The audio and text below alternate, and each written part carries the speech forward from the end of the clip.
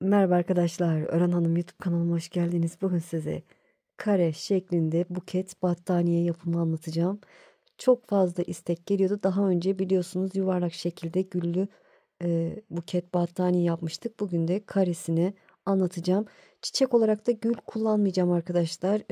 Küpe çiçeği kullanacağım. Onu da merak edenler için onu anlatmış olurum. Eğer ki güllü istiyorsanız güllü battaniye modelini izleyip uç kısmına o şekilde de gidebilirsiniz. İp olarak yine iki kat kullanacağım arkadaşlar. 100 gram 340 metrelik krem bebe yünü var elimde. Bir de şöyle angora simli ipim var arkadaşlar. Bunu da katacağım. Dilerseniz bebek battaniyesi yapabilirsiniz. Dilerseniz kendinize yapabilirsiniz. Arabada kullanabilirsiniz. Size kalmış. Bu bebe yünü arkadaşlar. Nakolux Minnoş. Şöyle 100 gram 340 metre diye hatırlıyorum ama burada göremedim şimdi. Evet, 100 gram 340 metre ince bir ip.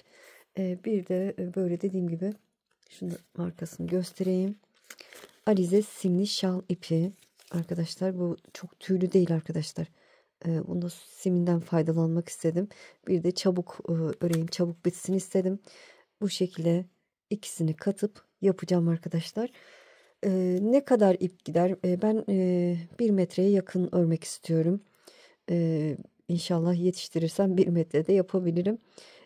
2 yumak 90 santim için söyleyeyim arkadaşlar. 2 yumak bu 100 gram 340 metrelik ipler gider. Bundan da 1,5 yumak gider diye düşünüyorum. Siz tam 1 metre ya da 1 metreden fazla yapıyorsanız 3 yumak bundan alın. 2 yumak da bu yeterli diye düşünüyorum. Evet, yapraklar içinde elimde şöyle 100 gram 250 metrelik şöyle fıstık yeşili bir ipim var. Koyu yeşil çok boğar diye fıstık yeşili kullanacağım. Şöyle küpe çiçeği içinde Himalaya'nın bebeği yününü kullanacağım arkadaşlar. Bu da 100 gram 250 metre diye hatırlıyorum. Evet, 100 gram 250 metre. Tığ olarak ise şöyle bu ikisini katıp öreceğim için kalın çabuk bitsin diye yine kalın bir tığ kullanacağım. 4,50 milimetrelik tığla öreceğim. Çiçeklerini yaprağını yaparken de şöyle 2,50 milimetrelik tığla öreceğim. Evet, hazırsanız şöyle iplerimi kenara alayım. Beraber yapımına geçelim. Evet, normal örgü ipiyle simli ipi birleştirdim. Gördüğünüz gibi sihirli halkayla başlayacağım. Sihirli halka için ipimi bu şekilde tutuyorum. Baş parmağımın etrafına sardım. Sihirli halka yapamıyorum derseniz 5 zincir çekip yuva yapabilirsiniz. Evet, son elimi aldım. Yuvanın içine girdim. Hadi bakalım başlayalım. Bismillahirrahmanirrahim. 1, 2, 3 zincir çektim. Tığıma doladım. Hemen bu yuvanın içine bir dolayıp 2 defa da çektiğim trabzan yapıyorum. Trabzanların boyu uzun olsun istiyorsanız bir dolayıp 3 defa da çekebilirsiniz. Evet, hemen aynı yuvaya bir trabzan daha yaptım. Baştaki zincirle birlikte 3 olarak kabul ediyorum. Arada 2 zincir çekiyorum. Tığıma doladım. Hemen aynı yuvaya 3 trabzan daha yapıyorum. 2, 3, 2 zincir. Şöyle halkamı biraz daraltıyorum. Şöyle bu sefer 2 kat şeklinde öreceğim. 3 trabzan. 4 tane üçlü grup yapacağız trabzanlardan. Evet, 3 trabzan yaptıktan sonra 2 zincir çekiyorum. Aynı yuvaya 3 trabzan daha yapıyorum. 1, 2, 3. Tığıma doladığım ilk yaptığım zincir karşımda. 3. zincire batıyorum. İlmeği alıyorum. Dolayıp tek seferde çektiğim çakma sık iğne yapıyorum. Burada son köşem olmuş oldu. Bir üst sıraya geçiyorum 3 zincirle. Evet, şöyle halkamızı iyice kapatalım arkadaşlar. Kapatıp şöyle düğüm atacağım ki garanti olsun.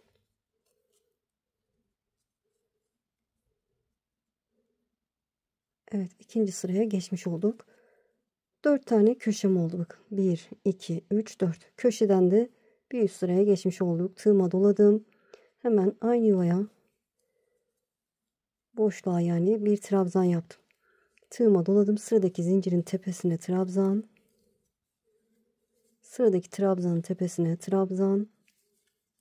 Karşımda 3 tane trabzan var. Her birine bir batıyorum. Sıradakine trabzan. Evet. 5 trabzanım oldu. Tığıma doladım. Zincir yuvasına 2 tane trabzan yapıyorum. Köşelerde 2 trabzan, 2 zincir, aynı yuvaya 2 trabzan yapıyorum. Tığıma doladım. Karşımda 3 trabzan var. Her birine bir batıyorum. 1 2 ve 3.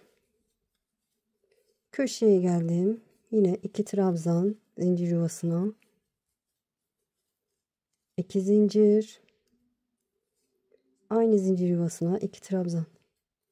Köşelerimiz hep bu şekilde olacak. 2 sağda 2 solda artırma yapmış oluyoruz. Tığıma doladım. Karşımda 3 trabzan var. Her birine bir batıyorum. Evet, bir yandan da ip gelmeyince strese geliyorum. Evet, sıradakine trabzan. Tığıma doladım. Köşeye geldim. Yine 2 trabzan. 1 2 2 zincir. Aynı zincir yuvasına 2 trabzan daha yapıyorum. Karşında 3 trabzan var. Her birine bir batıyorum. Bakın, ilk trabzanın yuvası buradan. Sıradakine trabzan. Sıradakine trabzan. Tığıma doladım. İlk başladığım köşeye geldim. Oraya da 2 trabzan yapıyorum. Görüntüsü bu.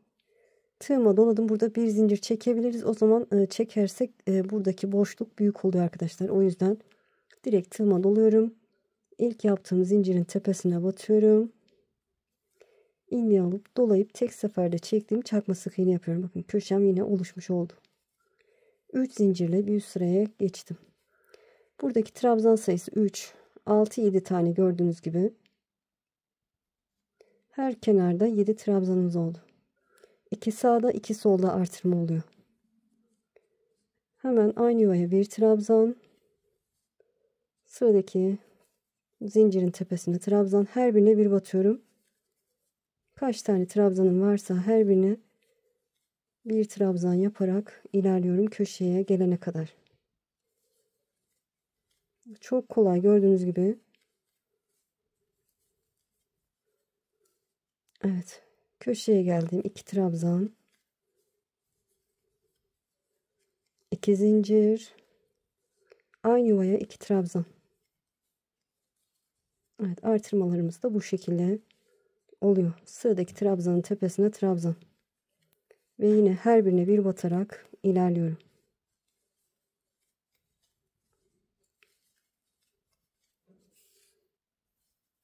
Evet, elimi geniş tutuyorum ki çabuk bitsin.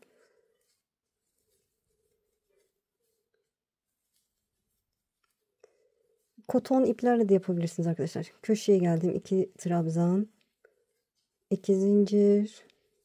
Aynı yuvaya 2 trabzan. Koton iple örünce de böyle yazlık gibi olur. Çünkü pamuk sıcak tutmaz arkadaşlar. Evet. Karşında kaç tane trabzan varsa her birine bir batıyorum. Kare şeklinde büyüyor.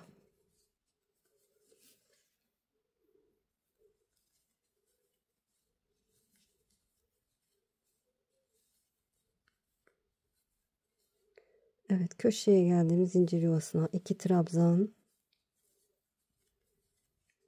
2 zincir. Aynı yuvaya 2 trabzan.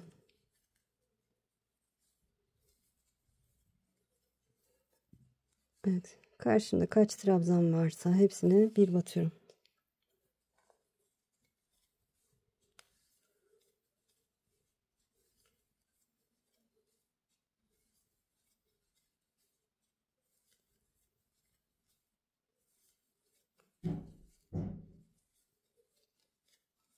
Evet, köşeye geldim. Zaten 2 trabzanım var köşede. Şimdi 2 trabzanı da yapıyorum. Bir üst sıraya geçmek için ne yapıyoruz? Tığıma doladım. Karşında ilk yaptığım zincir var. Tepesine batıyorum.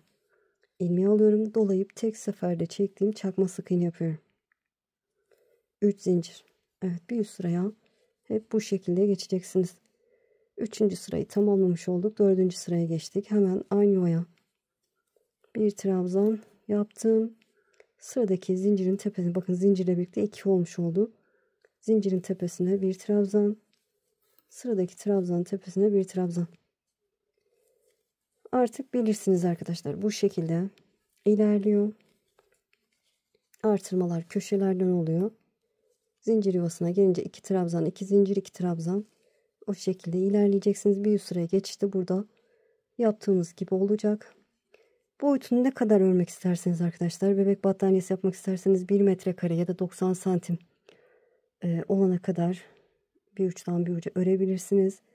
Daha büyük yatak örtüsü örmek isterseniz 120 santim 1,5 metreye kadar da örebilirsiniz. Bakarsınız artık arkadaşlar, siz bilirsiniz. Dediğim gibi sayı önemli değil arkadaşlar. Zaten denk gelmeyi denk gelir diye düşünüyorum. Çiçek yuvalarını zaten size videonun sonunda göstereceğim.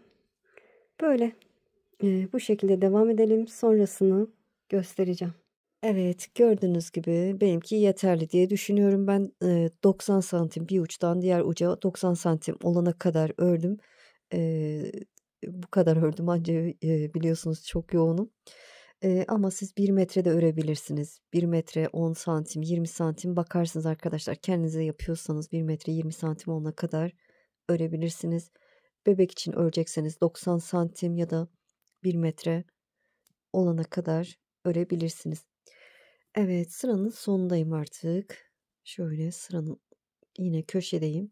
Tığıma doladım. İlk yaptığım zincire batıyorum. İlmeği aldım, dolayıp tek seferde çektim. Burada 1 2 zincir çektim. İpimi biraz uzun bırakıyorum ki saklamak için ve kesiyorum. Evet, ince uçlu tığla ipimizi arkaya saklayalım arkadaşlar. Şimdi yaprağına geçeceğiz. Yaprağı için yeşil ipimi alıyorum. Evet, yaprağı için yeşil ipimi aldım. Şöyle tığ olarak da 2,50 milimetrelik tığımı aldım. Şöyle bir zincir çekiyorum. Köşeden başlayalım. O bitirdiğimiz köşeden köşeye başına dolamadan batıyorum. Evet, ilk önce yaprak yuvalarını yapacağız. 5 zincir çekiyorum. 1 2 3 4 5 zincir. Şöyle sayıyorum bakın. 1 2 üçüncüye başına dolamadan batıyorum. 5 zincir 2 3 4 5. 1 2 üçüncüye başına dolamadan batıyorum. 5 zincir 3 4 5 zincir 1 2 üçüncü trabzana başına dolamadan batıyorum. 5 zincir üçüncü trabzana başına dolamadan batıyorum. Evet, bu şekilde ilerleyeceğiz arkadaşlar. 5 zincir 1 2 üçüncüye başına dolamadan batıyorum. Üçüncü trabzana başına dolamadan batıyorum. Bu şekilde ilerleyelim. Evet, köşeye kadar ilerledim. Köşeyi nasıl yapacaksınız onu göstereceğim. Bakın benimki köşeye bir trabzanım kaldı. 5 zincir çekiyorum. Köşeye başına dolamadan batıyorum. 1 2 3 4 5 zincir. Şöyle aynı köşeye bir tane daha batalım arkadaşlar. Şöyle 5 zincir. 1 2 üçüncüye başına dolamadan batıyorum. Köşemizde bu şekilde yapalım arkadaşlar ki güzel olsun. Böyle dönüşü bire direkt olmasın. Bu şekilde köşeleri yapalım. Sıranın sonuna kadar gelelim. Evet, sıranın sonuna geldiğim son olarak köşeye bir yuva daha yapıyordum. Onun zincirini çektim. Yani 5 zincir çektim. Şimdi ilk yaptığım sık iğne karşımda. Ona batıyorum. İlmeği aldım. Şöyle ilmeğin içinden geçirdim. Şöyle sık iğne yaparak bu tepeciye kadar ilerliyorum. 1 2 sık iğne. Şöyle ilmeğimi genişleteyim. Şimdi ne yapacağız arkadaşlar? Bu bir tane çiçek yuvası olacak. 2 tane tepeciye de yaprak yapacağım. Bir tanesine küpe çiçeği, 2 tanesinin üzerine de yaprak. O şekilde ilerleyecek. Köşeye, tam bu köşeye çiçek olmasını istiyorum. O yüzden hemen buraya yaprak yaparak başlayacağım. Evet, sık iğneyle yukarıya doğru gelmiştim. Şimdi 10 tane zincir çekiyorum. 1, 2, 3. Ben bir tanesine yaprak, bir tanesine, yani bir yuvaya yaprak, bir yuvaya küpe çiçeği yapınca çok sık oldu arkadaşlar. Yaprak arada görünmedi. O yüzden bu şekilde ayarladım. Eğer ki siz çok seyrek derseniz, seyrek de değil aslında, bakarsınız videonun sonunda. Siz daha sık da yapabilirsiniz. Evet, 10 tane zincir çekiyorum. 3 çekmişim. 4, 5, 6, 7, 8, 9, 10 zincir çektim. Hemen ikinci zincire başına dolamadan batıyorum. Tığıma doladım. Sıradaki zincire giriyorum. İlmeği aldım. Dolayıp tek seferde çektiğim çakma sık iğne. Tığıma doladım. Sıradaki zincire giriyorum. İlmeği aldım. 2 defa da çektiğim trabzan. Yan yana 3 tane trabzan yapacağım. Bir dolayıp 2 defa da çektiğim 2 oldu. Sıradaki zincire 3. trabzanımı yaptım. 3 tane trabzan yaptıktan sonra çakma sık iğne yapacağım. Tığıma doladım. Sıradaki zincire giriyorum. İlmeği aldım, doladım. Tek seferde çektiğim çakma sık iğne. Sıradaki zincire de sık iğne yapıyorum sadece. Evet. Yaprağımı tamamladım. 2 tane zincirim kaldı. Onlara batmıyorum arkadaşlar. Şimdi 2 zincir çekiyoruz. 1, 2. Sıradaki tepeciye, yuvaya başına dolamadan batıyorum. Evet, görüntü bu. Şimdi 4 zincir çekiyorum. 1, 2, 3, 4. Çiçeğin yuvasını yapacağım. Tığıma doladım. 4 zincirden sonra sıradaki yuvaya bir trabzan, 2 zincir. Bir trabzan, 2 zincir şeklinde 6 tane trabzan yapıyorum. Trabzanın ne sık ne geniş yapıyorum arkadaşlar. 2 zincir, bir trabzan. 2 zincir, bir trabzan. Evet, 6'ya tamamlayalım trabzanlarımızı. Şöyle kaç olmuş? 3, 6 olmuş. İlmeğimi genişlettim, bıraktım. Şöyle zincir yuvaları da 1, 2, 3, 4, 5 olacak. Gördüğünüz gibi 6 tane trabzan, yuvalarda 5 tane oldu. Şimdi ilk yaptığım trabzana batıyorum. İlmeği aldım. Buradan geçirdim. 4 zincir çekiyorum. 1, 2, 3, 4. Sıradaki yuvaya, tepeciye, başına dolamadan batıyorum. Evet, çiçeğimizin yuvası da bu şekilde olacak. Şimdi yine yaprak yapıyoruz. 10 tane zincir. 2, 3, 4, 5, 6, 7, 8, 9, 10. İkinci zincire bir sık iğne. Tığıma doladım. Sıradaki zincire çakma sık iğne. Tığıma doladım. Sıradaki zincire bir trabzan, bir dolayıp 2 defa da çektim. Tığıma doladım. Sıradakine trabzan, bir dolayıp 2 defa da çektim. Sıradakine trabzan. 3 tane yan yana trabzan yaptık. Şimdi yine çakma sık iğne yapacağım. Tığıma doladım. Sıradaki zincire girdim. İlmeği aldım. Dolayıp tek seferde çektiğim çakma sık iğne. Sıradaki zincire de sık iğne yapıyorum. Evet, yaprağımı tamamladım. Son 2 zincirim kaldı. Onlara batmıyorum. 2 zincir çekiyorum. Sıradaki yuvaya başına dolamadan batıyorum. 4 zincir. 1, 2, 3, 4. Çiçek yuvası yapacağız. Hemen sıradaki yuvaya bir trabzan, 2 zincir şeklinde 6 tane trabzan yapıyorum. 2 zincir, bir trabzan. 2 zincir, bir trabzan. 2 zincir, bir trabzan.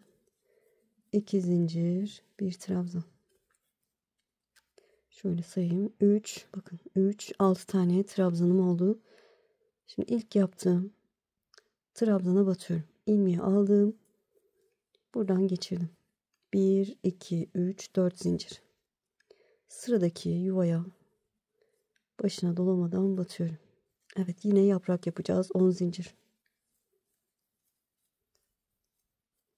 Artık bilirsiniz. Bir tane sık iğne yapıyorum. İkinci sık iğne zincire. Tığıma doladım. Sıradakine çakma sık iğne. Tığıma doladım. 3 tane yan yana trabzan. 1, 2, 3. Bir tane çakma sık iğne, bir tane de sık iğne. Yaprağımı tamamladım. 2 zincir, sıradaki yuvaya başına dolamadan batıyorum. 4 zincir. Evet, sıradaki yuvaya da yine çiçek yuvası yapacağız. 2 zincir, bir trabzan şeklinde. Hızlıca bunu da yapayım arkadaşlar. Eminim anladınız ama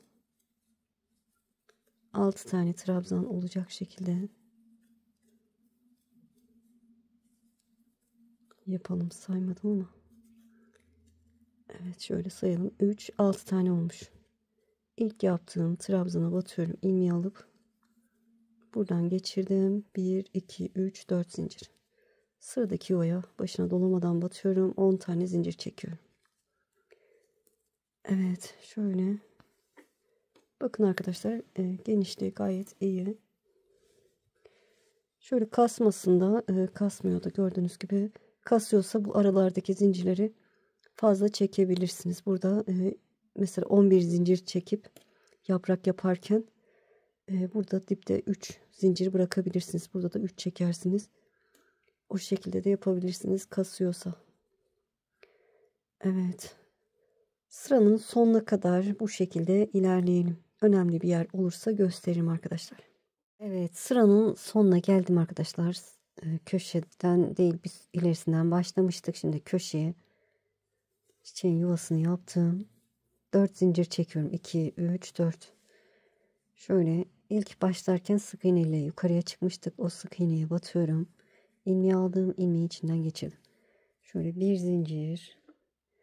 İpimi biraz uzun bırakıp kesiyorum. Evet, şöyle ipimizi de arkaya saklayalım. Şöyle arkaya alacağım.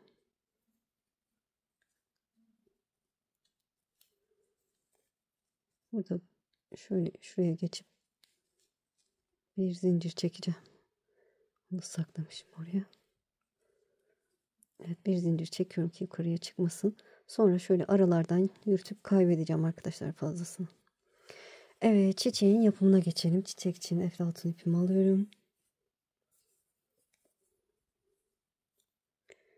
Şöyle bakın, bu şekilde de başlayabilirsiniz. Böyle daha güzel olur diye düşünüyorum. Şöyle bir zincir çekiyorum. Tığıma doladım. Parmağımla tutuyorum. Direkt fıstıkla başlayacağım. Şöyle çiçeğin yuvasını aldım. Şöyle 2 zincir şeklinde yuvalar yapmıştık. Oraya giriyorum. İlmeği aldım, fıstık yapacağız. Girdim, ilmek aldım, doladım 1. Girdim, ilmek aldım, doladım 2. Girdim, ilmek aldım, doladım 3. Girdim, ilmek aldım, doladım 4. Girdim, ilmek aldım, doladım. Bu 5 oldu. 5. de şöyle bütün ilmeklerin içinden geçiyorum ve kapatıyorum. Evet, görüntü bu. Hiç zincirime çekmeden tığıma doladım. Sıradaki yuvaya fıstık yapıyorum. 1. Girip ilmek alıyorum, doluyorum. 2, 3, 4, 5 defa sardım, fıstık yapıyorum ve tek seferde bu şekilde kapatıyorum. Hiç zincir çekmeden sıradaki yuvaya fıstık yapıyorum. 5 tane yuvamız vardı. 1, 2, 3, 4, 5 sarıyorum. Tek seferde kapatıyorum. Fıstığın boyunu birazcık uzun tutun arkadaşlar, güzel olsun. Tığıma doladım, sıradaki yuvaya geçiyorum, fıstık yapıyorum. 2, 3, 4, 5 sarıyorum. Tek seferde kapatıyorum. Hiç zincir çekmeden sıradaki yuvaya geçiyorum. Yine fıstık yapıyorum. Ve tek seferde kapatıyorum. Evet, 5 tane fıstığımı yaptım. Şimdi ilk yaptığım fıstık karşımda. Onun tepesine batıyorum. Şöyle bu ipi de saklamak istiyorum. İlmeği aldım. İlmeği içinden geçirdim. 1, 2, 3 zincir çektim. Tığıma doladım. 2 fıstık arasındaki boşluğa girerek bir tane trabzan yapıyorum. Bu trabzanların boyunu kısa tutalım arkadaşlar. Uzun olmasın. Bir dolayıp 2 defa da çektiğim trabzan. 3 zincir. Geriye doğru tepesine, bakın buradaki boşluğa başına dolamadan batıyorum. Pipirik yapıyoruz. Tığıma doladım. Şöyle. Evet. Sıradaki fıstığın tepesine trabzan yapıyorum. 3 zincir. Geriye doğru boşluğa, tepesine, başına dolamadan batıyorum. Tığıma doladım. Hiç zincir çekmeden iki fıstık arasındaki şu boşluğa trabzan, bir tepeye bir boşluğa batıyoruz. Trabzan yaptım. 3 zincir. Geriye doğru tepesine, başına dolamadan batıyorum. Tığıma doladım. Fıstığın tepesine trabzan. 3 zincir. Geriye doğru tepesine, başına dolamadan batıyorum.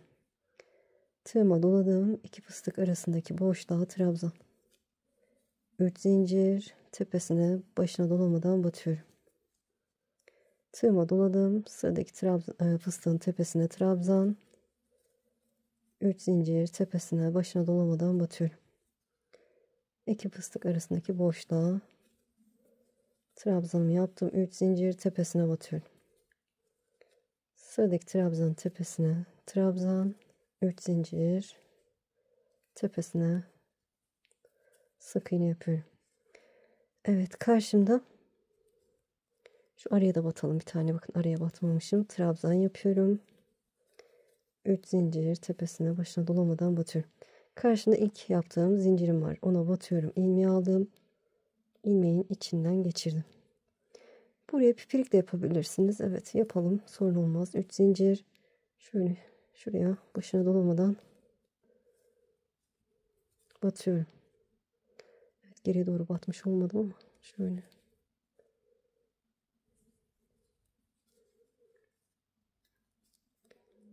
Evet, şöyle bir zincir çekiyorum. Evet, çiçeğimiz, küpe çiçeğimiz de bu şekilde oldu. Şöyle çevirerek yaptığımız için döndü arkadaşlar. Evet, tersi burası, düzü burası. Şöyle ipimi birazcık uzun bırakıp kesiyorum ki saklayayım. Şöyle içe doğru yürüteceğim. Şöyle trabzandan geçiriyorum. İç kısımda şöyle şurada bir zincir çekeceğim. Bir zincir çektiriyorum. Fazlasını kesiyorum yukarıya çıkmasın. Evet, çiçeklerimiz de bu şekilde olacak arkadaşlar. Bir tane daha göstermek istiyorum size. Evet, şöyle bir zincir çektim. Bu sefer şöyle göstereyim. Belki bunu başlangıcını yapamazsanız diye, belki yapamayanlar olur. Şöyle buradan arkadaki yuvaya başına dolamadan batıyorum. Şöyle bir zincir. Burada bunu saklamak, şöyle saklayabilirsiniz. İlmeğimi genişlettim. Fıstık yapıyorum. 2, 3, 4, 5 sarıyorum. Kapatıyorum. Bu şekilde de başlayabilirsiniz. Tığıma doladım. Sıradaki yuvaya fıstık yapıyorum. Ve tek seferde kapattım. Hiç zincir çekmeden sıradaki yuvaya fıstık yapıyorum. Gayet kolay olur arkadaşlar. Şöyle 2 saatte bütün çiçekleri yapabilirsiniz.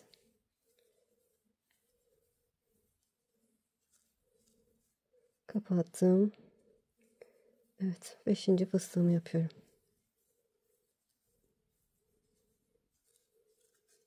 Evet, yine de sayayım. Evet, 3 5 olmuş.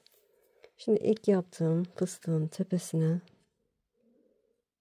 batıyorum. İlmeği aldım, ilmeği içinden geçirdim. 1 2 3 zincir, tığıma doladım. Hemen sıradaki, bakın bu iki fıstık arasındaki boşluğa bir trabzan, 3 zincir, tepesine, başına dolamadan batıyorum. Hiç zincir çekmeden tığıma doladım. Sıradaki, bakın fıstığın tepesine trabzan, 3 zincir, tepesine, başına dolamadan batıyorum. İki fıstık arasındaki yuvaya trabzan, 3 zincir, tepesine, başına dolamadan batıyorum.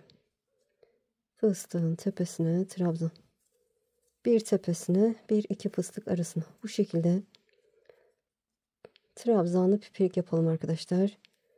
Sıranın sonuna kadar, yani başladığımız yere kadar gelelim. Evet, sıranın sonuna geldim. Son olarak şöyle bakın, buraya trabzanımı yaptım. İlk yaptığım zincirin tepesine batıyorum. İlmeği aldım, ilmeği içinden geçirdim. Şöyle 1, 2, 3 zincir. Geri doğru değil de şöyle araya batınca daha güzel duruyor sanki. Buraya da başına dolmadan batıyorum. Yani pipirik yapmış olduğum bir zincir. İpimi birazcık uzun bırakıp kesiyorum ki saklayayım. Evet, şöyle içe doğru yine alalım ipin fazlasını. Şöyle burada bir zincir çekeyim.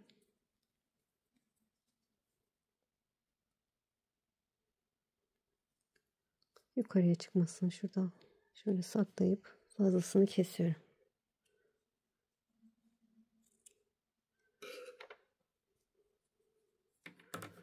Evet, bakın tamamlamış olduk. Çiçeklerimiz de bu şekilde olacak arkadaşlar. Yapraklar da böyle. Bence aradaki mesafe iyi. Gördüğünüz gibi iyi gibi duruyor. Çok sık da olunca şöyle bir tane böyle yapışık duruyordu arkadaşlar. O yüzden ben mesafeyi bu kadar koydum. Yeterli diye düşünüyorum. Bakarsınız. Evet, çiçeklerimizi yapalım. Sonrasını göstereceğim. Çiçeklerimi de tamamladım. Gördüğünüz gibi çok hoş, çok güzel oldu. Yaprakları da arkadaşlar tersinden ütüledim. Şöyle çiçekleri ütülemedim. Sadece yaprakları ütüledim. Gayet güzel durdu. Çiçeklerin arasında muhteşem oldu. Kare battaniyemiz hazır arkadaşlar. Şöyle şuradan tutunca da buket haline getirebilirsiniz. Şöyle dört köşeyi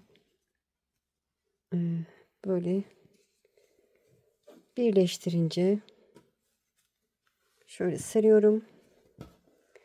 Böyle de gayet güzel buket halinde duruyor. Böyle inşallah anlatımdan memnun kaldınız. Beni izleyerek yaptığınız için çok çok teşekkür ederim.